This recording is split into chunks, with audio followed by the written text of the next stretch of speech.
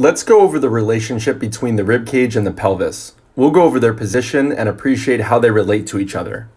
Lounging on the sofa puts my rib cage behind my pelvis. Notice that they also tilt down toward each other. This is the same position, but my legs are crossed. Sitting upright on a stool or a bench allows me to keep my rib cage over my pelvis, but eventually I'm going to get tired. The slouch position tends to tip my rib cage forward while it is in front of my pelvis. In a chair, I can lean back, and this puts my rib cage on top of but slightly behind my pelvis.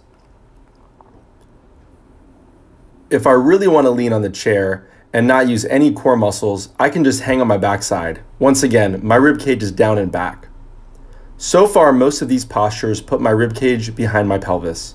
Working or resting on a bed really exaggerates this positioning. Even when it feels like I'm sitting erect, my ribs are down and back. Next, we will look at some postures that demonstrate the pelvis behind the rib cage, as opposed to the rib cage behind the pelvis. Kneeling allows me to rest with my pelvis behind my rib cage. My ribs are up and forward.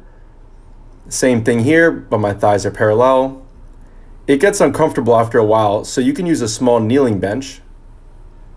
All I did here was elevate one leg. This is called Cowboy or Cowgirl position. Notice that the rib cage is in front of my pelvis. Now slouch standing, the rib cage is down and back. My head is down, my chest is down, and my tail is down.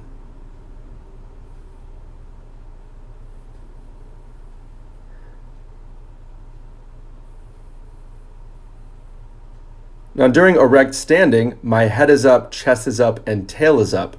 We call this back chain dominance. During walking, you can see that my head is down, chest is down, tail is down. This is just like the slouch standing position. My rib cage is behind my pelvis. I'm going to transition and I'm going to lift my head up, chest up, and tail up. This is called back chain dominance. My rib cage is in front of my pelvis, and this is a ready position for my body to move.